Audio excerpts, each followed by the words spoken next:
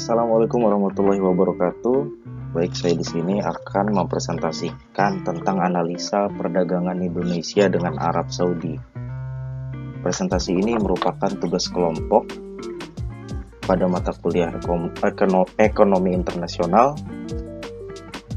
Di sini adalah kelompok saya, itu kelompok 12, kelas 647F07, yang dimana anggotanya berisi 4 orang. Yang pertama Firdan Alfianto, kemudian Asri Nurlaini, kemudian Marisa Matelumbanua, dan terakhir saya sendiri Muhammad Iqbal Imanullah. Baik, di sini adalah daftar isi presentasi yang kami paparkan. Yang pertama latar belakang, kemudian jenis produk yang diekspor oleh Indonesia ke Arab, kemudian infografis neraca perdagangan, setelah itu analisa neraca perdagangan, dan terakhir kesimpulan. Nah, pertama kita masuk ke latar belakang. Jadi, pemerintah Indonesia ini sudah lama menjalani hubungan bilateral dengan Arab Saudi. Karena Arab Saudi merupakan salah satu negara yang mengakui kemerdekaan di Indonesia. Dengan begitu, Indonesia secara keseluruhan merasa didukung untuk membangun negara yang baru, bangkit dari penjajahan yang berlangsung selama bertahun-tahun. Jadi, dengan adanya dukungan dari Arab Saudi, menjadikan Indonesia sangat erat hubungan bilateral antara Indonesia dengan Arab Saudi. Karena secara historis sudah diketahui bahwasanya Arab Saudi sangat mendukung kemerdekaan di Indonesia. Kemudian di sini kita masuk ke jenis barang yang diekspor oleh Indonesia ke Arab Saudi. Yang pertama ada kendaraan. Nah, kendaraan di sini itu selain stok kereta api atau tram dan suku cadang dan aksesoris lainnya. Kemudian di sini ada kayu. Sebagai kita ketahui bahwa Indonesia merupakan penghasil kayu terbesar, salah satu penghasil kayu terbesar.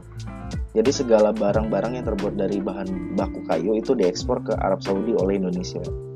Kemudian yang ketiga ada lemak dan minyak nabati. Jadi di sini adalah minyak, olahan minyak dan produk belahannya seperti lemak yang dapat dimakan oleh satwa. Kemudian yang keempat ada kertas. Jadi kertas di sini yang diekspor oleh Indonesia ke Arab ada partikel kertas, kemudian ada bubuk kertas, kemudian ada kertas biasa dan kertas karton. Dan yang terakhir ada hasil laut. Sebagai kita ketahui, Arab Saudi itu bukan merupakan negara maritim karena jazirahnya yang tandus, yang sebagian besar wilayahnya dilingkupi oleh padang pasir yang tandus. Jadi lautnya lebih besar Indonesia. Maka dari itu Indonesia mengekspor hasil lautnya ke Arab Saudi. Di sini yang diekspor itu ada krusty atau kepiting-kepiting laut sejenis itu, kemudian ada moluska atau invertebrata air dan yang lainnya. Nah, di sini kita akan melihat infografik neraca perdagangan Indonesia dengan Arab Saudi. Di sini ada pada tahun 2020, yang dimana Indonesia dan di tahun 2020 itu kita ketahui bersama bahwasanya dunia sedang mengalami pandemi COVID-19. Jadi untuk urusan ekspor dan impor mengalami tren penurunan. Ya, kita lihat di sini grafiknya. Nah, di sini juga ada dari tahun 2019 sampai tahun 2021 mengalami defisit baik di ekspor maupun impor. Jadi analisa neraca perdagangannya adalah yang pertama mengalami defisit. Neraca perdagangan Indonesia dengan Arab Saudi mengalami defisit sebanyak 1,28 miliar US dollar pada 2020. Defisit neraca perdagangan ini telah berkurang 38,23% dibandingkan neraca tahun sebelumnya yang tercatat 2,06 miliar US dollar. Jadi mengalami penurunan, cuman lebih baik daripada tahun sebelumnya, neraca tahun sebelumnya. Kemudian di poin kedua adalah penurunan nilai ekspor maupun impor yang tadi sudah saya jelaskan bahwasanya dikarenakan efek pandemi COVID-19 membuat laju ekspor dan impor dunia mengalami penurunan yang sangat signifikan. Itu dia analisa neraca perdagangan Indonesia dengan Arab Saudi. Kemudian di sini kesimpulannya adalah kegiatan ekspor dan impor sendiri merupakan bentuk komunikasi atau kerjasama pada tiap negara.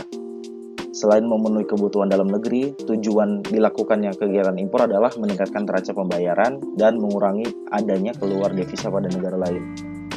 Jadi sudah jelas ya, hubungan bilateral itu sangat diperlukan, di mana misalkan ada suatu negara yang tidak memiliki bahan baku tertentu, maka negara lain bisa menjadi negara substitusi atau pengganti sebagai penghasil bahan baku yang tidak dimiliki negara itu. Jadi sangat dibutuhkan sekali kegiatan ekspor dan impor itu. Kemudian kegiatan ekspor maupun impor Indonesia ke Arab Saudi mengalami penurunan tren. Hal ini besar dipengaruhi oleh COVID-19 dari awal tahun 2020 hingga akhir tahun 2021. Baik, sekian presentasi dari kelompok 12 yang diwakili oleh saya. Kurang lebihnya mohon maaf. Wassalamualaikum warahmatullahi wabarakatuh.